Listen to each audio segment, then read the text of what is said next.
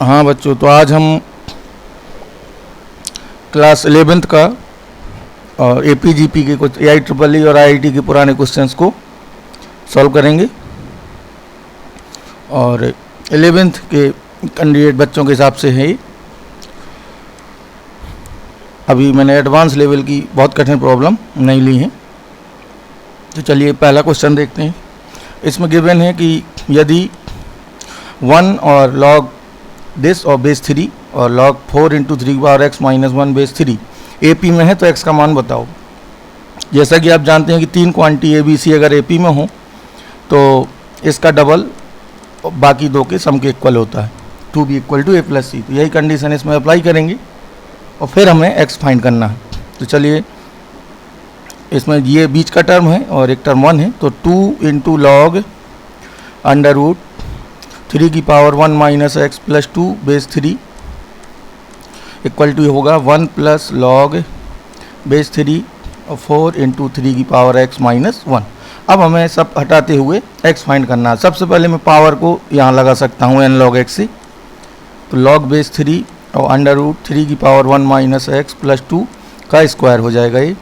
और इसको मैं लिख सकता हूँ, 1 को मैं लिखूँगा log 3 बेस 3, तो फिर इसे हम प्लस में हो जाएगा ये, तो हम इंटू में लिख सकते हैं। तो इंटू में इसको लिखा जा सकता है log बेस 3 और 1 का मल्टीप्लाई होगा इसमें, तो कोई फ़र्क नहीं पड़ेगा। अब हम log से log हटा सकते हैं, बेस 3 है दोनों का, log से log हटेगा फिर स्क्वायर होगा तो ये रूट भी हट जाएगा और ये आपको मिलेगा इतना। अब ये क्वाड्रेटिक बन जाएगी सिंपली। इसी को मैं लिख सकता हूँ 3/3 की पावर x प्लस 2 और 4 इंटू 3 की पावर x माइनस 1। अब मैं 3 की पावर x को t एज्यूम कर लेता हूँ और t को हम फाइंड करेंगे, तो ये आपका हो जाएगा 3/t plus 2 equal to 4t minus 1। Quadratic बनेगी ये, 1 को इधर लाएंगे तो 4t प्लस माइनस 4t, या ऐसा करते हैं इसको उधर ले जाते हैं तो ये हो जाएगा आपका 4t माइनस 3/t।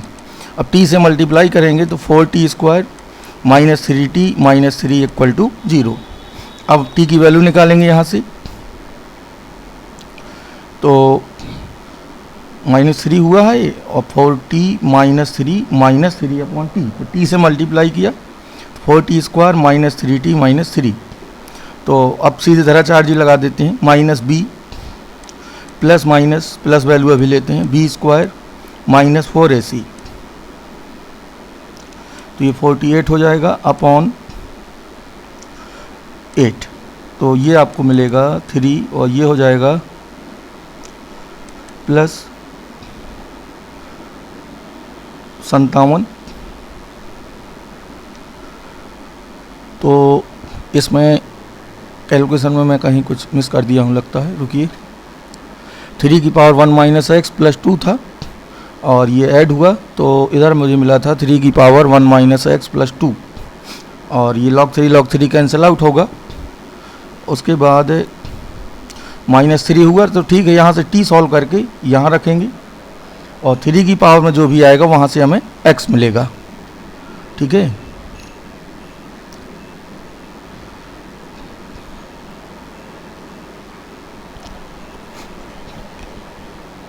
चलो नेक्स्ट क्वेश्चन है। एक गुणोत्तर श्रेणी में अनंत पदों का योग 20 है तथा इनके वर्गों का योग 100 है, तो गुणोत्तर श्रेणी का सर्वानुपात ज्ञात करो। श्रेणी एक ही है तो मान लेंगे प्रथम पद a है और सर्वानुपात r है श्रेणी का, तो सीरीज होगी a स्क्वायर, इनका सम हमें 20 दिया है यानी a/1 माइनस r, ये अनंत पदों का योग होता है। इक्वेशन 1 है। फिर कह रहा है इनके स्क्वायर भी करें अगर, यानी a स्क्वायर r स्क्वायर, इनके वर्गों का योग 100 है, तो वर्ग करेंगे तो ये श्रेणी जीपी नहीं बनेगी। अब सर्वानुपात आपका आर स्क्वायर हो जाएगा, फर्स्ट टर्म भी ए स्क्वायर हो जाएगा, तो अब फार्मूला बनेगा a/1 माइनस r। अब a की वैल्यू a स्क्वायर, r की वैल्यू r स्क्वायर रहेगी। ये हमें गिवन है 100।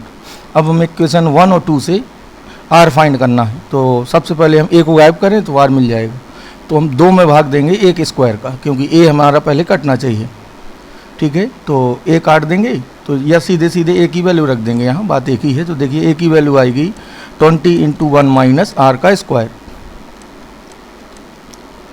और upon 1 minus r square equal to 100। अलग अलग स्क्वायर कर देंगे तो 400 हो जाएगा ये 1 माइनस आर का होल स्क्वायर, और इसमें वर्गांतर लगा देंगे तो 1 प्लस आर 1 माइनस आर, एक 1 माइनस आर कैंसिल आउट हो जाएगा, तो 400 माइनस 400 आर इक्वल टू होगा 100 प्लस 100 आर। तो ये बचा आपका 300 और यहाँ हो जाएगा 500 आर, तो 3/5 आर की वैल्यू हो जाएगी।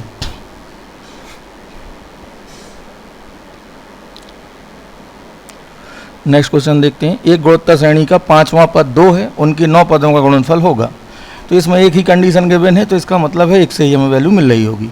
तो सबसे पहले मान लेंगे प्रथम पद ए है और सर्वान पद आर है, ये तो हमें मानना ही एक ही श्रेणी है। तो हमें T5 दिया है 2, 5वां पद होता है AR की पावर 4, ये वैल्यू 2 गिवन है और 9 पदों का गुणनफल पूछ रहा है, यानी T1 T2 T3 और T9। तो T1 की वैल्यू A, ये होगा AR स्क्वायर तीसरा पद होगा, और 9वां होगा AR की पावर 8। तो A का कितनी बार गुणा होगा? 9 बार। 9 पदों का गुणनफल पूछा है तो A की पावर 9 होगा, और R की पावर हमें मिलेगा 1 + 2 + 3 कहाँ तक? 8 तक।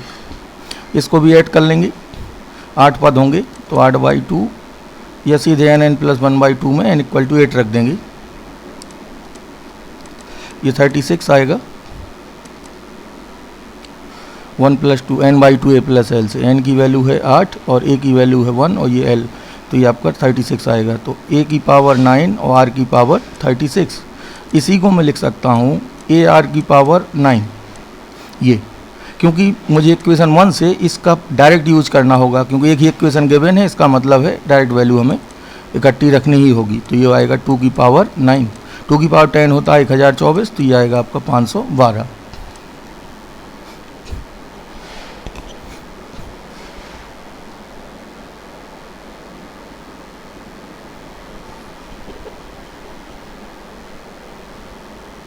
इसको 425 है, क्रम से है 1Q - 2Q, इसको हम अलग अलग भी कर सकते हैं। देखिए 2 सीरीज हैं, 1Q 3Q, फिर आएगा 5Q सिमेट्री से 7Q और आखिरी होगा 9Q, और माइनस वाली सीरीज होगी 2Q, फिर आएगा 4Q और सबसे आखिरी आएगा 8Q। इनकी वैल्यू हमें चाहिए, अलग अलग भी हम इनको ऐड करके लिख सकते हैं और TN लगा के भी ऐड कर सकते हैं, और फिर ये ऐड करके और इसको इससे सब्ट्रैक्ट करना है, ठीक है। और SN लगा के भी जोड़ सकते हैं, और AQ - BQ लगा के भी कर सकते हैं, A - B फिर A² + B² + AB, उससे भी कोई सीरीज बन रही होगी, वहाँ से भी कर सकते हैं। वैसे TN इसका होगा, इसका अगर TN निकालें तो ये आएगा 2n - 1, 135 का होगा 2n - 1, और इसका क्यूब, और दूसरी सीरीज का TN होगा 2n का क्यूब। अब इसमें हमें सिग्मा ऑपरेट करना है, तो सिग्मा 2n - 1 का क्यूब माइनस सिग्मा 2n का क्यूब, यहाँ से अब हम इनके सूत्र खोल के आसानी से n = इसमें जाएगा 8 और इसमें आएगा 9, दोनों को अलग अलग करके जोड़ सकते हैं। n = 9 होगा, इसमें n = 8 तक जाएगा।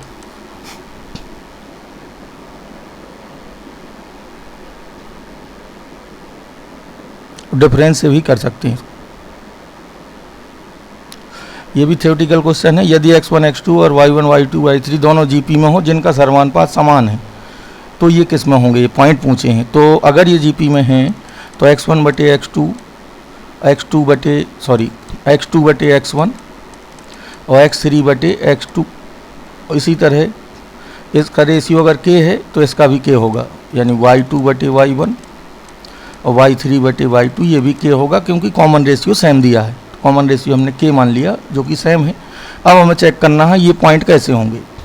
तो x1 y1 x2 y2 x3 y3, तो इस तरह के क्वेश्चंस में जब हमें रेशियो गिवन है तो हम स्लोप से करने की कोशिश करेंगे। अगर स्लोप इक्वल आ गई दो को लेकर तो इसका मतलब होगा वो लीनियर है। तो पहले हम इन दो की स्लोप निकालते हैं, तो ये होती है y2 - y1 x2 - x1। इसी तरह दूसरी स्लोप होगी y3 - y2 x3 - x2। अगर ये इक्वल आएंगे, इक्वल हो गए, तो फिर ये सरल रेखा पर स्थित हो जाएंगे। तो चलिए कैलकुलेशन देखते हैं। तो अगर हम इनमें से 1 सब्ट्रैक्ट कर दें, या सीधे एक की वैल्यू दूसरे के टर्म्स में लिख दें। तो चलिए मैं ऐसा करता हूँ, x2 और y2 की वैल्यू रखता हूँ। y2 की वैल्यू यहाँ से आएगी ky1 माइनस y1, और x2 की वैल्यू हम लिख सकते हैं kx1 माइनस x1। तो y1 कॉमन k माइनस 1, और यहाँ x1 कॉमन k माइनस 1, ये कैंसिल हो जाएगा और y1 बटे x1 आया। और इसी तरह ये भी हो जाएगा y2 अपॉन x2। तो दिस मीन्स अगर हम इनका भाग दें तो रेशियो भी इनका सेम आएगा। तो इसका मतलब है सरल रेखा में पॉइंट इनकी स्लोप इक्वल आएगी। हम एक पर्टिकुलर पॉइंट लेके भी इनमें कर सकते हैं। पर्टिकुलर इस तरह होगा, देखिए हम 3 पॉइंट ले लें अगर, तो और जल्दी हो जाएगा।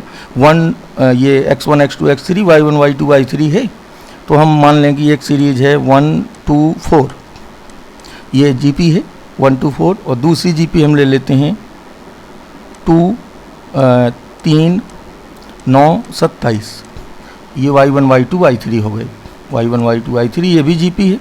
अब x1 x2 x3 और ये था y1 y2 y3, तो x1 y1 क्या होगा, 1 3, x2 y2 होगा 2 9, और ये होगा 4 27। अब इनकी स्लोप हम निकालेंगे तो 9 माइनस 3 बटे 2 माइनस 1, तो ये आएगी आपकी 6। अब ये स्लोप निकालिए तो 27 माइनस 9 बटे 4 माइनस 2, तो 18 बटे 2, तो ये भी आएगी 9, ठीक है।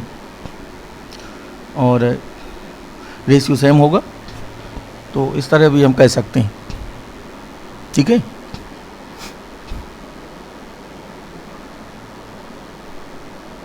सॉरी, यहाँ सर्वानुपात मुझे सेम लेना था, तो इसका रेशियो 2 था, तो दोनों का सर्वानुपात सेम लेना था। तो इसका सर्वानुपात 2 है, तो हम 2 वाला ही ले पाएंगे यहाँ पे। तो 9 और इसका कितना आएगा, तो 2 स्क्वायर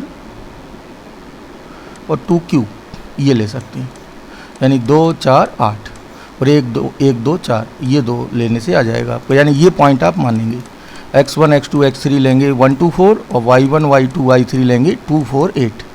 दोनों का कॉमन रेशियो 2 है, तो इससे भी आप कर सकते हैं। यही करेंगे क्योंकि के सेम था दोनों का, मैंने पहले एग्जाम्पल में सेम नहीं रखा था।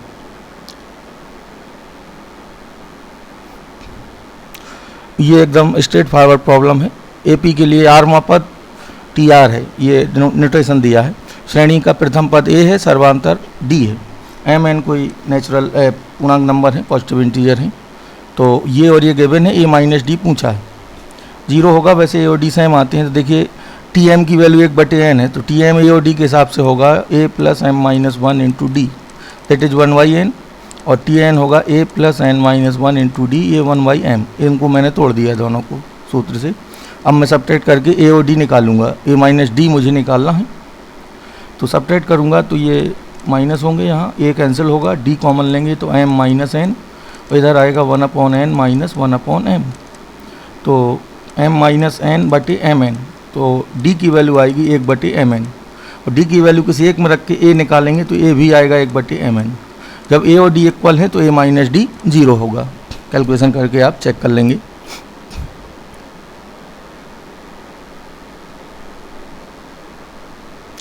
इसमें द्विघात समीकरण के मूलों का समांतर माध्य दिया है, तो सबसे पहले हम मानेंगे माना मूल अल्फा व बीटा है द्विघात समीकरण के। तो समांतर माध्य होगा alpha plus beta y2, that is 9, और गुणोत्तर माध्य होगा अंडर रूट अल्फा बीटा, और दिस इज 4।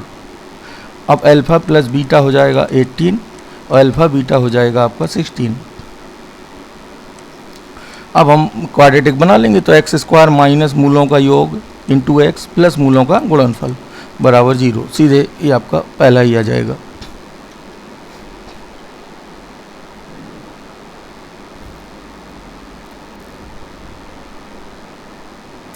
इसमें GP और डिटर्मिनेंट का भी यूज है, तो हमें यहाँ सिंपली ये वैल्यू रख के प्रॉपर्टी लगानी। तो AN है गुणोत्तर श्रेणी का nवां पद, A1 A2 A3, तो इनकी हमें वैल्यू रखनी। फर्स्ट टर्म A1 दिया है, ठीक है। तो मैं चलिए इनको यहाँ पर खोलूँगा, फिर डिटर्मिनेंट का मैं एक्सपांड करूँगा। तो log AN होगा A1 R की पावर n माइनस 1, और ये होगा log A1 R की पावर n, ये होगा log A1 R की पावर n प्लस 1, इन ऐसे क्वेश्चंस में जनरली सिमेट्री बनती है और दो रो इक्वल ही हो जाती हैं, जीरो ही वैल्यू मिलती है। वैसे डिटरमिनेंट अभी 11th वाले बच्चों ने पूरा नहीं पढ़ा होगा, चलिए थोड़ा सा फिर भी बताने की कोशिश करते हैं। n+2 मिलेगा, इन सब की वैल्यू में रख रहा हूँ log a1 r की पावर n+4। अब हम इसमें log की प्रॉपर्टी लगा के दो में जब एक्सपांड करेंगे तो ये दोनों इक्वल बन जाते हैं, और जब दो रो या कॉलम इक्वल हो तो डिटरमिनेंट की वैल्यू 0 होती है। तो वहाँ से इसको हम 0 दिखा सकते हैं आराम से।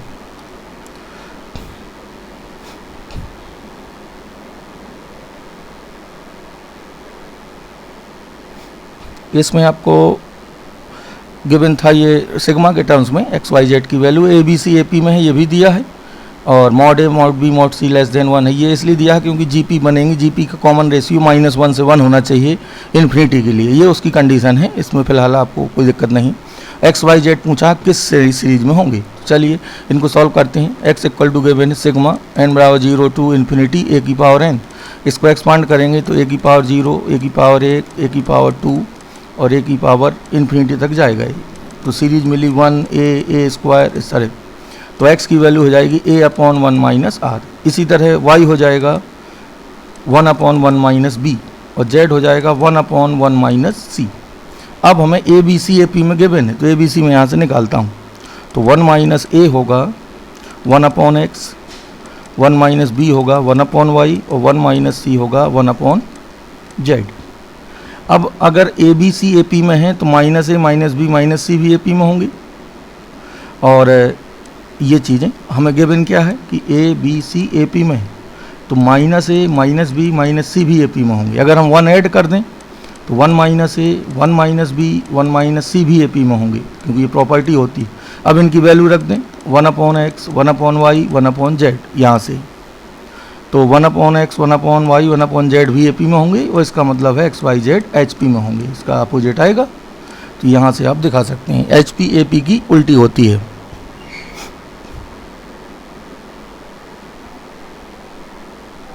इसमें भी आपको सीधे फॉर्मूले खोलने हैं। a1 a2 a3 an किसी श्रेणी के पद हैं, यदि ये गिवन हो तो a6/a21। तो हम यहाँ वैल्यू रख के पहले इसको सॉल्व करते हैं, और हमें वैल्यू चाहिए a6/a21 की, और ये होगी a + 5d upon a + 20d। a की वैल्यू यहाँ पे a1 है, तो हमें d और a1 की वैल्यू चाहिए एक ही टर्म्स में, ताकि कैंसिल हो जाए। तो हम सबसे पहले a1 a2 a3 की वैल्यू रखते हैं। ये p टर्म्स का सम है, तो इसको हम तोड़ना चाह रहे हैं। प्रथम पद ये है, पदों की संख्या p है, और यहाँ पदों की संख्या q है, तो दोनों को हम तोड़ते हैं। a1 a2 a3 ap upon a1 a2 a3 aq, तो ये होगा n/2 यानी p/2 2a1 plus n-1 into D. ap एक ही है तो d सेम रहेगा, p-1 आएगा, और दूसरा है q/2 2a1 plus q-1 into D बराबर p²/q²।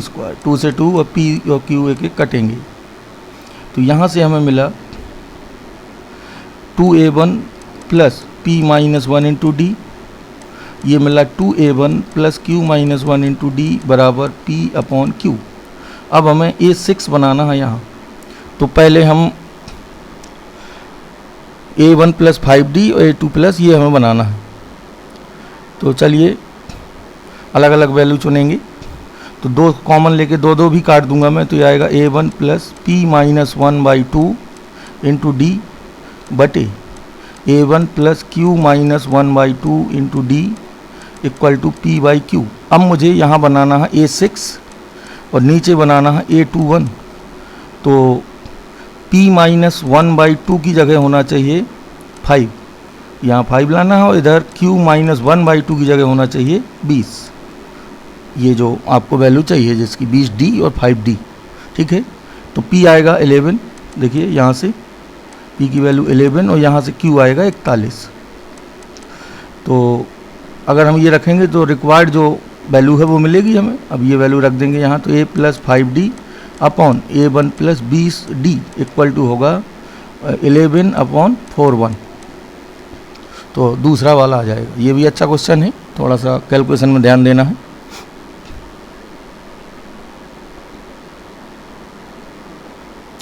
एपी का हमारे पास, एचपी का हमारे पास कोई सूत्र नहीं होता है तो एपी में बदल लिया जाता है। ये वही प्रॉब्लम है। देखिए ये एचपी में दिए हैं A1 A2 A3, तो 1/A1 1/A2 1/AN एपी में होंगे। बस एपी के हिसाब से आप लगाएंगे।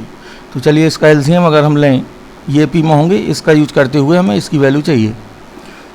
तो एचपी से आप पहले एपी में आ जाएंगे व्युत्क्रम करके पदों का, ठीक है। और तो अब हम इनका कॉमन रेशियो सेम कराएंगे, तो सब इनका डी सेम होगा, तो इसमें से इसको घटाएंगे तो ये आएगा A2 - A1 बटे A1 A2। इसी तरह दूसरा आएगा A3 - A2 upon A2 A3। तो इस तरह ये सब सब्ट्रैक्ट होंगे, ठीक है। अब यहाँ से मैं A1 A2 A3 इनकी वैल्यू इक्वल होगी तो इनकी वैल्यू मैं रखूँगा यहाँ पे। आखिरी होगा आपका, सबसे लास्ट में आएगा AN - AN - 1, तो ये बचेगा AN - 1 बटे AN - 1 AN, ठीक है। और सब इक्वल हैं तो मान लूँगा इसकी वैल्यू K के इक्वल है, K या R कुछ भी मान सकते हैं। तो अब मैं यहाँ वैल्यू रखता हूँ जो हमें चाहिए उसका, A1 A2 A2 A3। तो A1 A2 की वैल्यू होगी A2 - A1 by K square, इसको इक्वल कराएंगे। इसी तरह दूसरी वैल्यू आएगी A3 - A2 बटे K, और सबसे अंत में भी रखेंगे K अपॉन में आएगा, और इन सबको ऐड करेंगे तो बचेगा आपका माइनस, चलिए मैं लिख देता हूँ एक बार, A2 - A1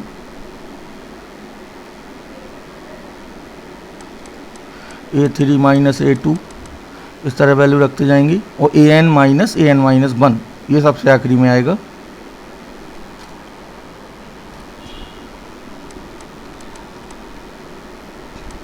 ये इससे कटेगा, A1 नहीं कट पाएगा, ये सब कट जाएंगे, ठीक है। और AN - 1 भी कट जाएगा, सबसे आखिरी में बचेगा आपका AN।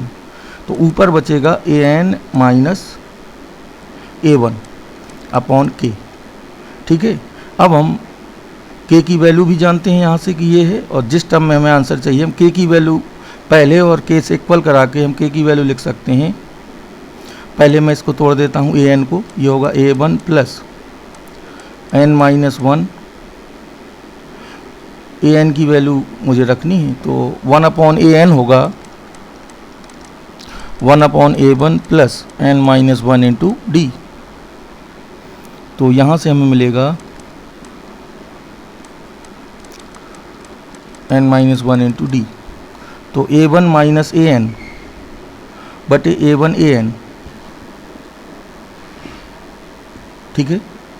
तो मुझे मिला A1 - AN upon A1 AN, ये इक्वल टू है N - 1 इंटू D, ठीक है। और